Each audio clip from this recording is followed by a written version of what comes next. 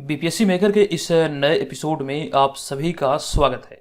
आज के इस वीडियो में 19 अप्रैल 2023 से संबंधित बिहार करंट अफेयर्स और साथ ही राष्ट्रीय और अंतर्राष्ट्रीय घटनाओं से करंट अफेयर्स के जितने भी प्रश्न बनेंगे संबंधित सारी जानकारी आपको विस्तार पूर्वक दिया जाएगा। जितने भी छात्र पहली बार इस श्रृंखला के साथ जुड़े हैं, आप ध्यान रखेंगे डेली करंट अफेयर्स की इस श्रृंखला के तमाम पीडीएफ फाइल को आप बीपीएससी मेकर ऐप के माध्यम से निःशुल्क डाउनलोड कर सकते हैं। वहीं पर आपको सारा पीडीएफ एक साथ मिल जाएगा। अब यहाँ पर हम चलेंगे पिछले वीडियो के प्रश्न पे। ये प्रश्न आपसे पिछले वीडियो में पूछा गया था।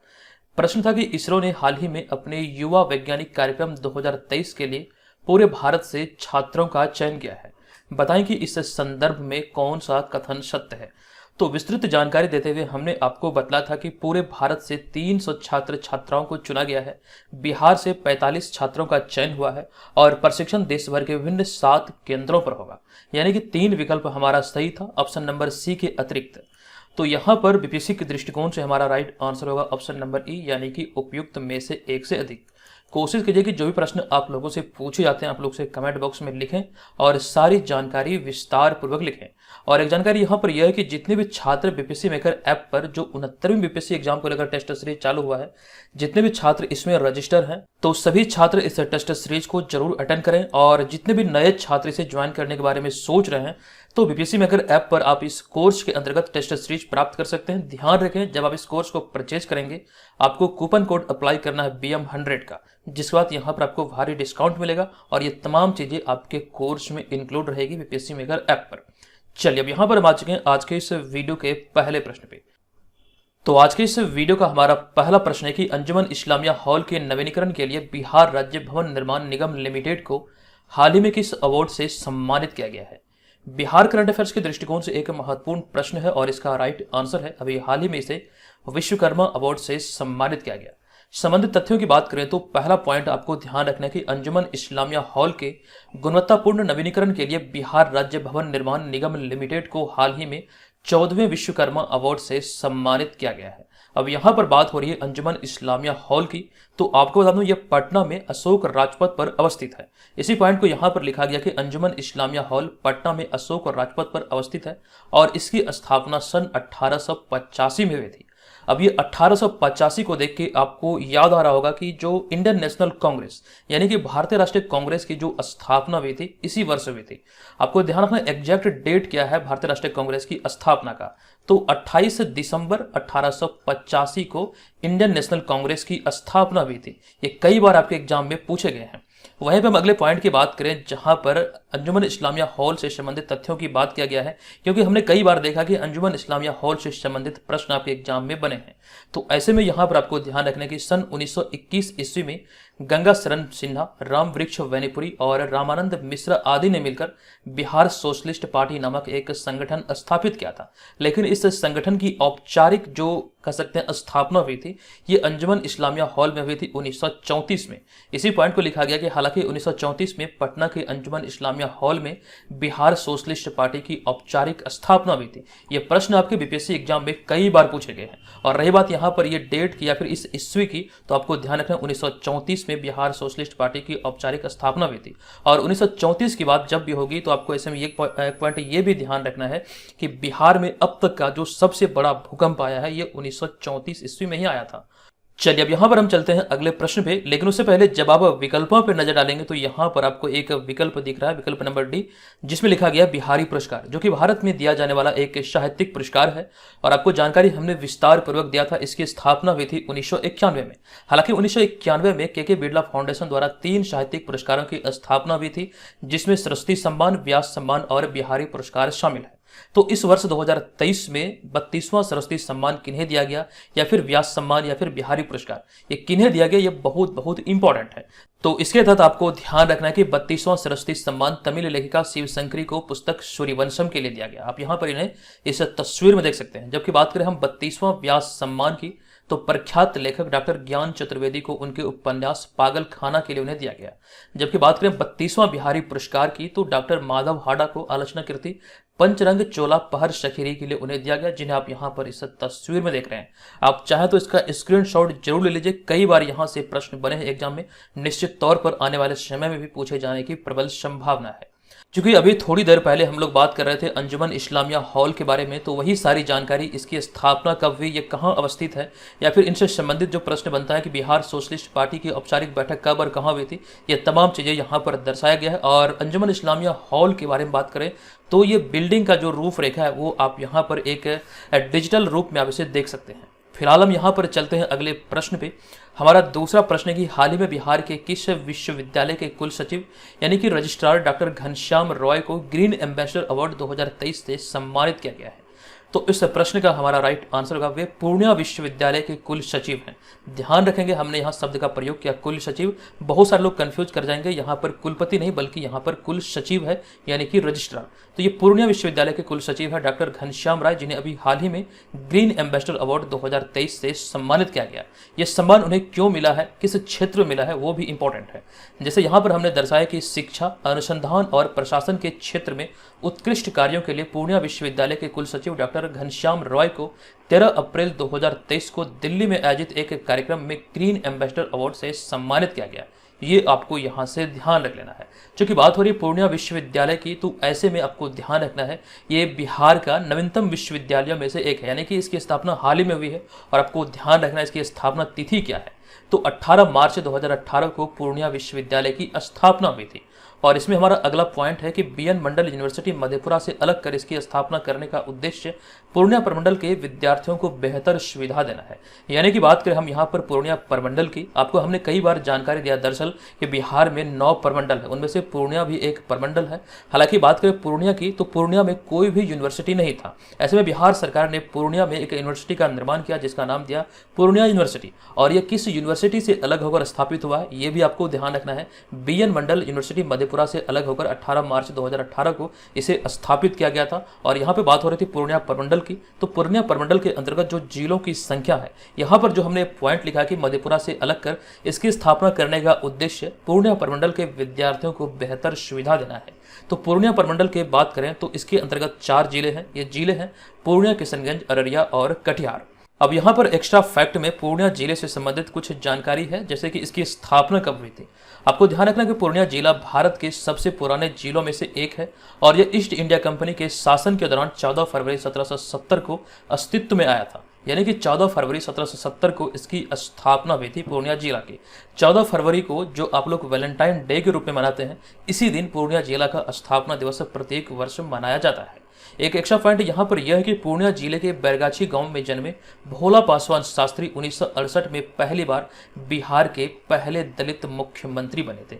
आपको ध्यान रखना है भोला पासवान शास्त्री जिनका जन्म पूर्णिया जिले के बैरगाछी गांव में हुआ था, 1968 में वे पहली बार बिहार के मुख्यमंत्री बने थे। लेकिन यहाँ से एक इंपॉर्टेंट पॉइंट यह है कि वे बिहार के पहले दलित मुख्यमंत्री थे। ये आपको ध्यान रख लेना है, एग्जाम पर्पज से अति महत्वपूर्ण है। फिलहाल अब यहाँ पर हम चलते हैं अगले पॉइंट पे, अगले प्रश्न पे। लेकिन उससे पहले पूर्णिया यूनिवर्सिटी की बात हो रही थी, तो आप यहाँ पर पूर्णिया यूनिवर्सिटी को इस तस्वीर के माध्यम से देख सकते हैं। और अभी थोड़ी देर पहले ही हमने आपको जानकारी दिया, इसकी स्थापना हुई थी 18 मार्च 2018 को। अगला तीसरा प्रश्न है कि बिहार राज्य जलाशय मत्स्यिकी नीति 2022 के तहत निम्नलिखित में से किस जिले को जलाशय डिवीजन का मुख्यालय बनाया गया है? अति महत्वपूर्ण है और इस प्रश्न का हमारा राइट आंसर होगा अभी हाल ही में मुंगेर जिला को इसका मुख्यालय बनाया गया। तो दरअसल इस प्रश्न का राइट आंसर हो जाएगा ऑप्शन नंबर डी, यानी कि मुंगेर। आपको यहाँ पर जानकारी दे दूं कि मुख्यतः बिहार राज्य के दक्षिणी हिस्से में ही जलाशय अवस्थित है। बिहार में देखा जाए तो मुख्य रूप से जलाशय, अधिकतर जलाशय जो है ये दक्षिणी भाग में ही अवस्थित है। और ऐसे में आपको ध्यान रखना कि जिसके प्रबंधन के लिए बिहार राज्य जलाशय मत्स्यिकी नीति 2022 के तहत जलाशय डिवीजन स्थापित किए जाएंगे इसके संरक्षण आदि के लिए। और इसी कड़ी में आपको ध्यान रखना जो जिले इसमें सम्मिलित है, पूछे जा सकते हैं इसमें कितने जिले हैं, तो कुल मिला के 7 जिले हैं। ये जिले कौन कौन से हैं आपको ध्यान रखना है कि बांका, नवादा, गया, मुंगेर, जमुई, भभुआ और शेखपुरा। तो कुल मिला के आपको ध्यान रखना है कि 7 जिलों को इसमें शामिल किया गया है, या फिर इस डिवीजन में या फिर इस क्षेत्र में, मतलब 7 जिलों का चयन किया गया इसके लिए। और इसका जो हेडक्वार्टर अर्थात जो मुख्यालय बनाया गया है ये मुंगेर जिला को बनाया गया। ये इंपॉर्टेंट है, एग्जाम में पूछे जा सकते हैं। साथ ही साथ कितने जिले इसमें शामिल है ये भी आपको ध्यान रखना है। हमारा अगला पॉइंट है कि हाल ही में बिहार के औद्योगिक विकास की समीक्षा के तहत फरवरी 2023 से माह की रैंकिंग जारी की गई। और इस रैंकिंग की बात करें तो इसमें शिवहर 70 अंक के साथ पहले स्थान पर था। जबकि बात करें दूसरे स्थान की तो दूसरे स्थान पर नालंदा और समस्तीपुर था। जबकि बात करें मुंगेर की, जिसे अभी हाल ही में इसका मुख्यालय बनाया गया है, तो मुंगेर इसमें तीसरे स्थान पर था। जबकि चौथे स्थान पर किशनगंज और रोहतास 38वें स्थान पर था 27 अंक के साथ, यानी कि सबसे अंतिम स्थान पर था जिलों की श्रेणी में। आप सभी जानते हैं कि बिहार में जो जिलों की संख्या यह है 38, तो यह 27 अंक के साथ रोहतास सबसे नीचे था।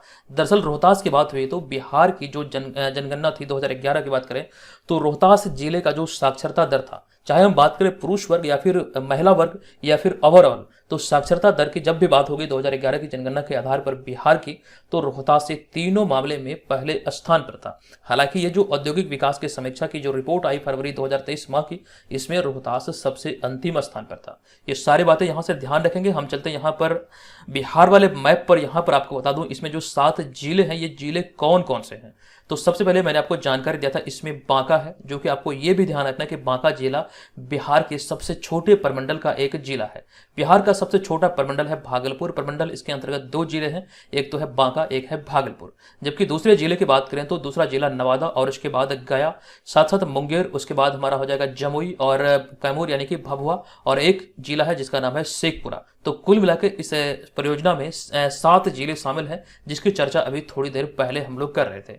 देखिए, बिहार वाले मैप से आपके एग्जाम में कई तरह के प्रश्न पूछे जाते हैं। हाल ही के दिनों में बीपीएससी एग्जाम में एक प्रश्न पूछा गया था कि बिहार की राजधानी पटना अपने कितने जिलों के साथ, यानी कि बिहार की राजधानी जो पटना है, ये अपनी जो सीमा है, ये कितने अन्य जिलों के साथ सीमा को साझा करता है। तो कुल मिला के पटना जिला की अगर हम बात करें तो कुल मिला के 9 जिले हैं जो कि पटना के साथ अपनी सीमा को साझा करता है। तो इस तरीके से भी चीजों को आपको ध्यान रख लेना है।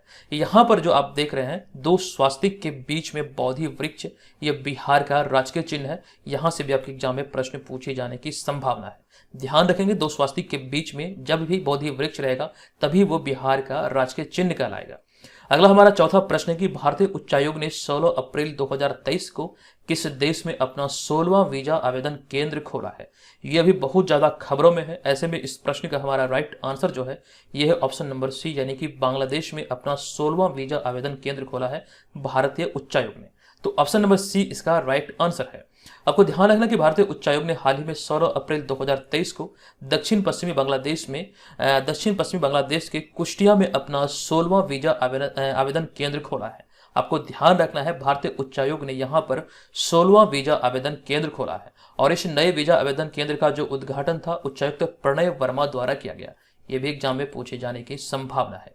हमारा अगला पॉइंट है कि बांग्लादेश में भारतीय उच्चायोग का यह विश्व में सबसे बड़ा केंद्र है। तो इस लिहाज से ये सभी तथ्य यहाँ पर इंपॉर्टेंट हो जाते हैं।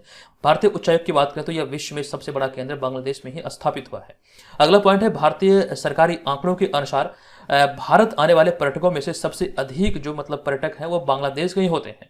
और आपको इस बात का भी ध्यान रखना है कि बांग्लादेश से जो पर्यटक आते हैं, जो वीजा जारी किया जाता है, इसी चीज को एक मद्देनजर रखते हुए यहाँ पर 16वां केंद्र या फिर 16वां वीजा आवेदन केंद्र खोला गया है, ताकि इस कार्य में आसानी हो, किसी प्रकार की जो एक भीड़ होती है उसे कम किया जा सके।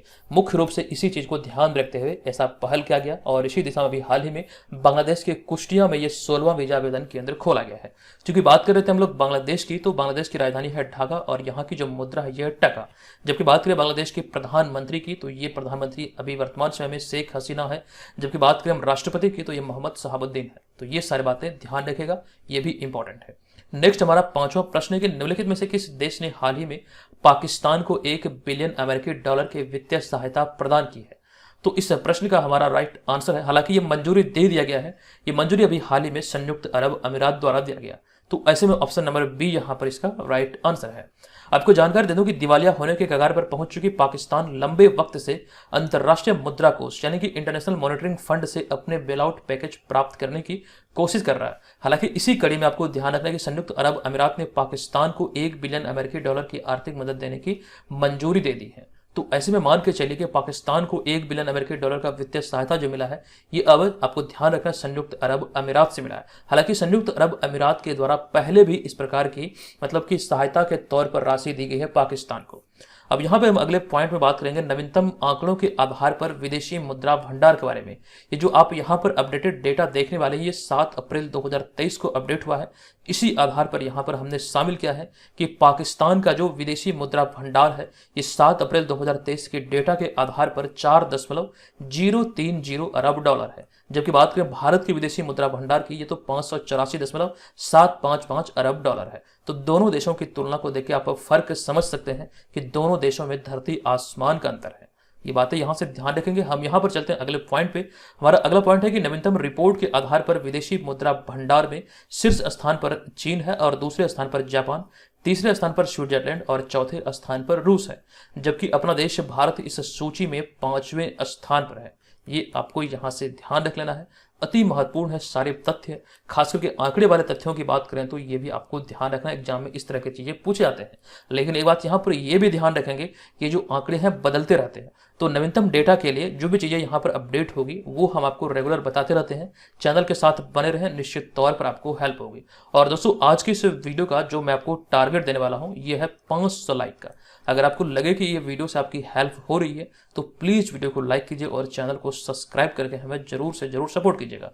और जो जानकारी हमने आपको पीडीएफ से संबंधित दिया था कि इस डेली करंट अफेयर्स का सारा पीडीएफ फाइल निःशुल्क है। आप बीपीएससी मेकर ऐप को प्ले स्टोर से डाउनलोड कीजिए, जो फ्री पीडीएफ वाला सेक्शन है आप वहां पे विजिट कीजिए, वहीं पर आपको तमाम पीडीएफ मिल जाएगा इस सीरीज का एकदम से निःशुल्क। अब यहाँ पर देखिए, हमारा अगला है छठा प्रश्न।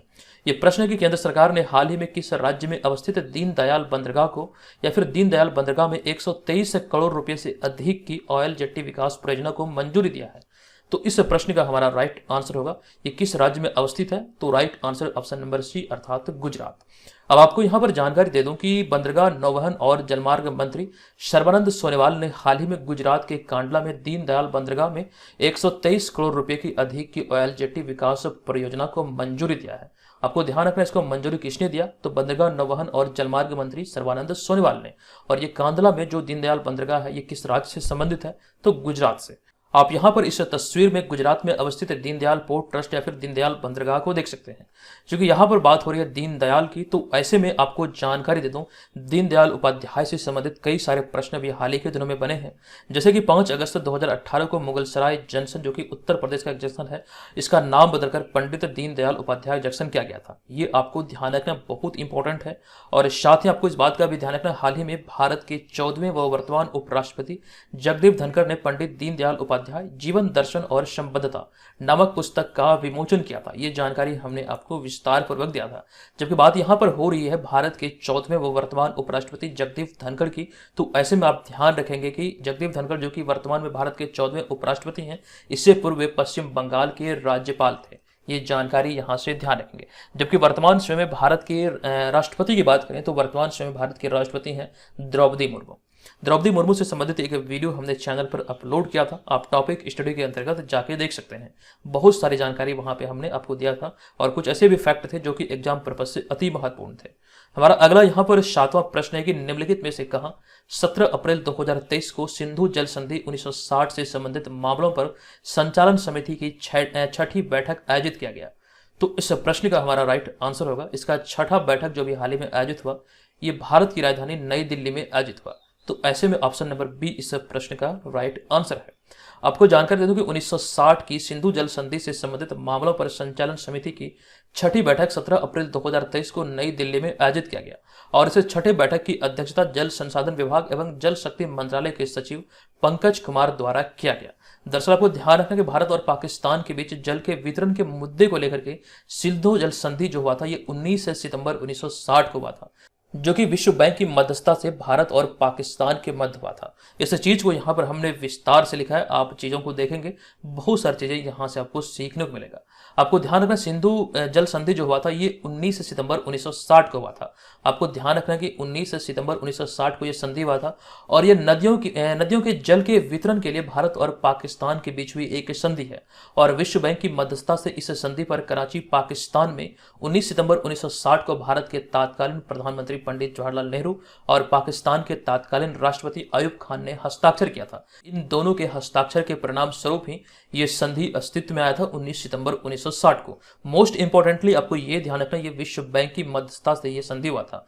हमारे यहाँ पर अगला पॉइंट है कि इस समझौते के अनुसार 3 पूर्वी नदियों जिसमें कि व्यास, रावी और सतलुज का नियंत्रण भारत को तथा 3 पश्चिमी नदियां जिनमें कि सिंधु, चिनाब और झेलम का नियंत्रण पाकिस्तान को दिया गया था। ये संधि की कुछ बातें, प्रमुख बातें हैं जो कि आपको ध्यान रखना है। हालांकि इस संधि के प्रावधानों के अनुसार सिंधु नदी के कुल पानी का केवल 20% उपयोग भारत द्वारा किया जा सकता है, वहीं पे 80% जो रिमेनिंग है, 80% उपयोग जो किया जाता है ये पाकिस्तान द्वारा किया जाता है। ये सारी बातें इस संधि से संबंधित है। चलिए फिलहाल अब यहाँ पर हम इसे स्किप करते हुए चलते हैं अगले प्रश्न पे। तो ये 8वां प्रश्न है कि हाल ही में खबरों में रहा कॉलिस्टीन के संदर्भ में कौन सा कथन सत्य है। ये शब्द जो आप यहाँ पे देख रहे हैं कॉलिस्टीन अभी बहुत ज्यादा खबरों में है, चर्चे में है। तो ऐसे में यहाँ पर आपको जो प्रश्न पूछा गया कि इसके संदर्भ में कौन सा कथन सत्य है, जब भी इस प्रकार के प्रश्न बने तो सारे विकल्पों को ध्यानपूर्वक पढ़ना है। जैसे कि हमारा पहला विकल्प है यह एक एंटीबायोटिक दवा है, तो ये कथन हमारा सत्य है। दूसरा कथन है कि खाद्य उद्योग में इसका इस्तेमाल होता है, तो ये भी कथन सत्य है। तीसरा कथन है इसका इस्तेमाल सीमेंट में होता है, तो ये कथन हमारा असत्य है। जबकि बात करें इसे यानी कि ऑप्शन नंबर डी की, तो इसे पॉलीमिक्सिन ई के नाम से भी जाना जाता है, तो ये भी कथन हमारा सत्य है। तो 3 विकल्प सत्य है और इसी आधार पर हमारा जो राइट आंसर होगा ये होगा विकल्प नंबर ई, यानी कि उपयुक्त में से एक से अधिक। अब यहाँ पर आपको जानकारी दे दूं कि कॉलिस्टीन एक एंटीबायोटिक दवा है। आपको ध्यान रखना कि इसे पॉलीमिक्सिन ई के भी नाम से जाना जाता है। और आपको इस बात का ध्यान रखना इसका उपयोग पोल्ट्री फार्म उद्योग या फिर मांस उद्योग तथा एक्वा फार्मिंग आदि में बड़े पैमाने पर किया जा रहा है। अभी हाल ही में केंद्र सरकार ने अब इसे प्रतिबंधित कर दिया, यानी कि इसके उपयोग का जो मतलब कर सकते हैं दायरा था वो काफी ज्यादा बढ़ गया। पोल्ट्री उद्योग में, मांस उद्योग में, एक्वा फार्मिंग आदि में बड़े पैमाने पर इसका उपयोग हो रहा था और इसका परिणाम क्या है वो भी आपको जानना चाहिए। तो आपको ध्यान रखना इसका उपयोग विभिन्न उद्योगों में किए जाने की वजह से इंसानों के शरीर में यह पहुंच रही थी, जिससे इंसानों के शरीर में रोग प्रतिरोधक क्षमता कम हो रही थी। इस चीज को ध्यान रखते हुए या फिर इस चीज को मद्देनजर करते हुए अभी भारत सरकार ने इसे प्रतिबंधित कर दिया है। आपको ध्यान रखना यहां से एग्जाम में प्रश्न बन सकते हैं। इसका नाम है कॉलिस्टीन या फिर पॉलीमिक्सिन ई। आपको इस चीज का ध्यान रखना है। हमारा अगला पॉइंट है विश्व स्वास्थ्य संगठन के अनुसार कि इस केमिकल को यानी कॉलिस्टीन को विश्व स्वास्थ्य संगठन ने रक्षित दवा की लिस्ट में रखा है, तो ये भी ध्यान रखना है आपको। नेक्स्ट हमारा यहाँ पर नवा प्रश्न है कि निम्नलिखित में से भारत के किस शहर में पहली वैश्विक बौद्ध सम्मेलन का आयोजन किया जाएगा। बहुत बहुत इंपॉर्टेंट है। इस प्रश्न का हमारा राइट आंसर होगा पहली वैश्विक बौद्ध सम्मेलन का आयोजन किया जाएगा राष्ट्रीय राजधानी नई दिल्ली में। ऑप्शन नंबर सी यहाँ पर इस प्रश्न का राइट आंसर हो जाएगा। आपको ध्यान रखना कि पहली वैश्विक बौद्ध सम्मेलन का आयोजन नई दिल्ली में 20 से 21 अप्रैल 2023 को किया जाएगा और इसका उद्घाटन नरेंद्र मोदी द्वारा किया जाएगा। और आपको ध्यान रखना जिसमें जापान, दक्षिण कोरिया, थाईलैंड, कंबोडिया, वियतनाम और रूस सहित अन्य 30 देशों के प्रतिनिधि कार्यक्रम में शामिल होंगे। हालांकि इन सब के अतिरिक्त इस सम्मेलन का थीम क्या होगा या फिर ये किस विषय पे आधारित होगा ये भी आपको ध्यान रखना है। तो इस पहले वैश्विक बौद्ध सम्मेलन का थीम की बात करें तो दर्शन से चलन तक समकालीन चुनौतियों के प्रति प्रतिक्रिया, ये इसका निर्धारित थीम है पहले वैश्विक बौद्ध सम्मेलन का, जो कि नई दिल्ली में 20 से 21 अप्रैल 2023 को आयोजित होना, यानी कि यह एक 2 दिवसीय कार्यक्रम है। ये सारी बातें ध्यान रखेंगे। अगला 10वां प्रश्न है कि हाल ही में लिखित पुस्तक the great bank robbery, NPS scam and to future regulation के लेखक कौन है। एंड द फ्यूचर रेगुलेशन के लेखक कौन है या फिर लेखिका कौन है। इस प्रश्न का हमारा राइट आंसर हो जाएगा ऑप्शन नंबर ए, यानी कि विकल्पों के आधार पर देखें तो इसका राइट आंसर है वी पटाभीराम, अर्थात ऑप्शन नंबर ए यहाँ पर इस प्रश्न का राइट आंसर हो जाएगा। अब यहाँ पर आपको जानकारी दे दूं कि इस पुस्तक के लेखक वी पटाभीराम है और इस पुस्तक को 1947 में भारत के स्वतंत्रता के बाद हुए 11 घोटालों पर विस्तार से वर्णन किया गया। या फिर इस पुस्तक की जो विषय वस्तु है, भारत आजाद हुआ था 15 अगस्त 1947 को, तो आजादी के बाद भारत में हुए 11 घोटालों का विस्तार पूर्वक इस पुस्तक में वर्णन किया गया है। यही इस पुस्तक का एक प्रकार से विषय वस्तु है। हम बात करें यहाँ पर अगले पॉइंट की, तो यह किताब रूपा पब्लिकेशन इंडिया प्राइवेट लिमिटेड द्वारा प्रकाशित किया गया है। हालांकि इस पुस्तक के अतिरिक्त वी पटाभीराम के द्वारा कुछ अन्य पुस्तक भी लिखी गई है, जैसे आप यहाँ पर देख सकते हैं कि टिकिंग टाइम्स, एक अकाउंटेंट और एक जेंटलमैन, जबकि दूसरा है first lesson in strategic financial management. ये 2 पुस्तक हैं जो कि प्रमुख है। हालांकि यहाँ से तीनों को आपको ध्यान रख लेना है। हालांकि इस पुस्तक के बारे में लेखक की बात करें तो यहाँ पर एक चीज मैं एक्सप्लेनेशन में ऐड करना भूल गया था, जिस वजह से यहाँ पर हमने साइड में इसे शामिल कर दिया है कि इस पुस्तक के लेखक की बात करें, इस पुस्तक का जो नाम है ये the great bank robbery, NPS scam and the future of regulation, जो इस पुस्तक का नाम है, इसके लेखक कौन है। तो इस पुस्तक के लेखक है वी पटाभीराम और सब्यसाची दास। ये दोनों को यहाँ से ध्यान रखेगा। जब भी विकल्प में आपको दोनों नाम दिखे, खासकर बीपीएससी एग्जाम की बात करें जहाँ पर 5 विकल्प होते हैं, तो ऐसी स्थिति में फाइनल आंसर आपका बनेगा विकल्प नंबर ई। ये चीजें यहाँ से आपको ध्यान रख लेना है।